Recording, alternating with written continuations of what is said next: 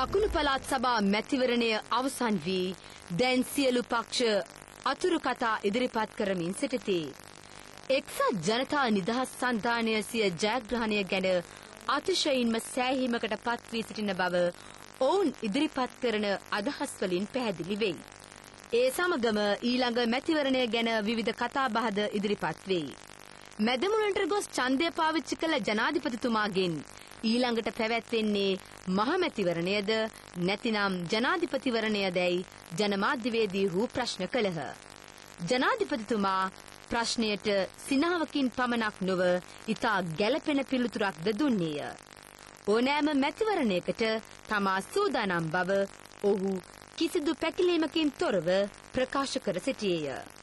ඊයේ කොළඹදී පැවති මාධ්‍ය හමුවකදී අදහස් පළ කළ සන්ධාන නායකයන් කියා සිටියේ මහින්ද රාජපක්ෂ මැතිතුමාට ජනාධිපතිවරණයේදී කිසිදු අභියෝගයක් එල්ල කරන්නට වෙනත් අපේක්ෂකයෙකු නැති බවයි.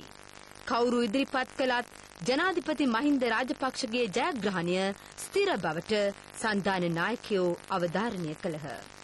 එමෙන්ම දූෂිත මැතිවරණ ක්‍රමයක් වන මනාප ක්‍රමය අහෝසි කිරීම සඳහා ඉදිරි මහා මැතිවරණයකදී 3/2 බලය ලබාගෙන මැතිවරණ ක්‍රමය වෙනස් කිරීමටද පියවර ගන්නා බව සන්ධාන නායකයෝ කියා සිටියහ.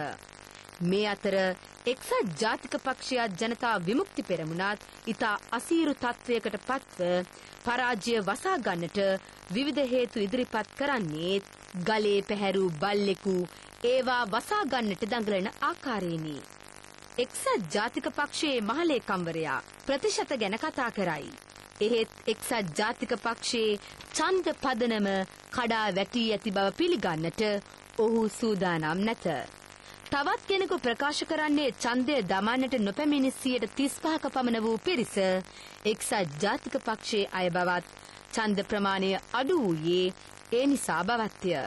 35% එක්සත් ජාතික පක්ෂයේ නම් ඔවුන් ඡන්දය දෙන්නට නාවේ ඇයිදැයි කිසිවෙකු හේතු ඉදිරිපත් කරන්නේ නැත.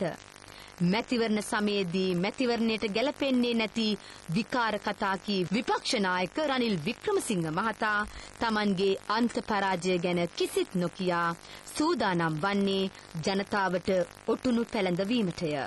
එක්සත් ජාතික පක්ෂය කිසිදාක ජනතාව අමතක නොකරන බව විපක්ෂ නායකයා ප්‍රකාශ කර ඇතත් ඔහු රට පාලනය කළ කෙටි කාලයේදී ජනතාව දෙස පැත්ත පළාතේ බැලුවේ නැති බව එක්සත් ජාතික පාක්ෂිකයෝම දනිති. රැකියා දුන්නේ නැත, බඩු මිල අඩු කළේ නැත, පඩි වැඩි කළේ නැත, ජාත්‍යන්තර මූල්‍ය අරමුදලට දුන් පොරොන්දු අනුව රාජ්‍ය සේවය ලක්ෂ 6ට අඩු කොට ඉතිරි පිරිස ගෙදර ඇරීමට සූදානම් විය. මේ තත්ත්වය යටතේ වික්‍රමසිංහ මහතාට යලි බලය දුන්නොත් ලැබෙන්නේ ඔටුන්නක් නොව කටු ඔටුන්නක් බව ඔළුවක් ඇති කවුරුත් දනිති. විමසුම පිටපත මහින්ද අබේසුන්දරගෙන්.